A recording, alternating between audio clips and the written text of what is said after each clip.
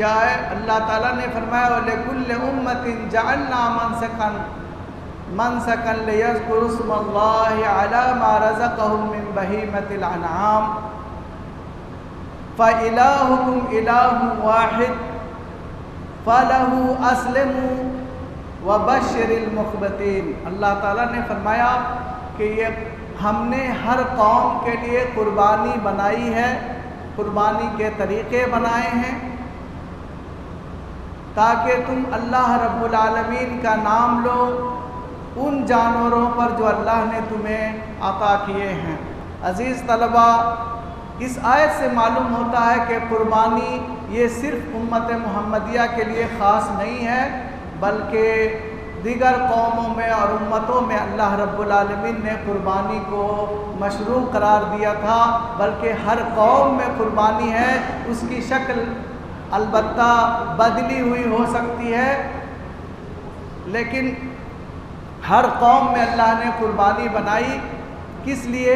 تاکہ جانور چوپائے جو اللہ نے نعمت کے طور پر ہمیں دیا ہے، ان چوپایوں کو اللہ کے نام پر قربان کریں اور اللہ کا نام لیں۔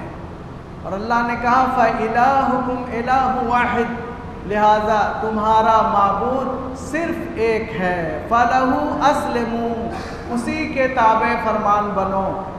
جہاں بھی اکثر جگہوں پر قرآن کریم کی آیات میں جہاں قربانی کا ذکر ہے، توحید کی بات کہی گئی ہے، اس لیے کہ توحید سب سے بڑی چیز ہے، لہذا سب سے پہلے تو نیت ہماری خالص ہو اور قربانی کرنے والا موحد ہو، مشرک نہ ہو۔ جس نے بھی تاریخ گواہ ہے کہ توحید کے علم کو اٹھایا، ہمیشہ کے لیے اللہ نے اس کے نام کو زندہ کر دیا اور پائندہ کر دیا۔ حضرت ابراہیم علیہ السلام نے بتوں کو توڑا اور توحید کو عام کیا، اپنے گھر سے توحید کی دعوت کو پھیلانا شروع کیا۔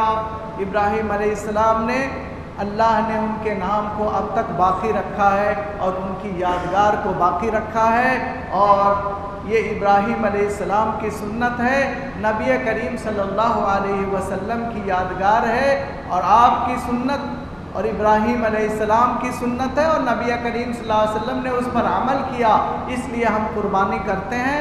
اب قربانی کے حکم کی جہاں تک بات ہے تو قربانی یہ سنت مؤکدہ ہے جس کی تاکید قرآن کریم میں اللہ نے فرمایا فَصَلِّ لِرَبِّكَ وَانْحَرْ، اللہ کے لیے نماز پڑھو اور قربانی کرو۔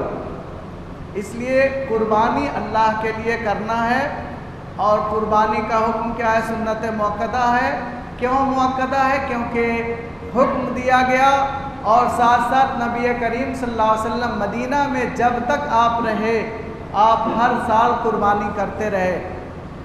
حج کے لیے گئے تو وہاں آپ نے 100 اونٹ قربان کیا، اور جب تک مدینہ میں آپ صلی اللہ علیہ وسلم رہے آپ 10 سال تک قربانی کرتے رہے۔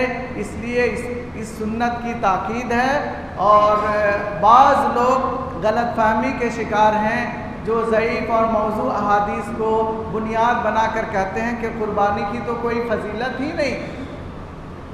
اللہ کے نبی صلی اللہ علیہ وسلم جندب بن عبداللہ البجلی رضی اللہ تعالیٰ عنہ روایت کرتے ہیں، آپ صلی اللہ علیہ وسلم نماز سے فارغ ہو کر کے آئے، آپ نے دیکھا کہ کچھ لوگوں نے قربانی کر دیا ہے، جانور قربان کر دیے ہیں، جو صحیح بخاری کی مشہور روایت ہے۔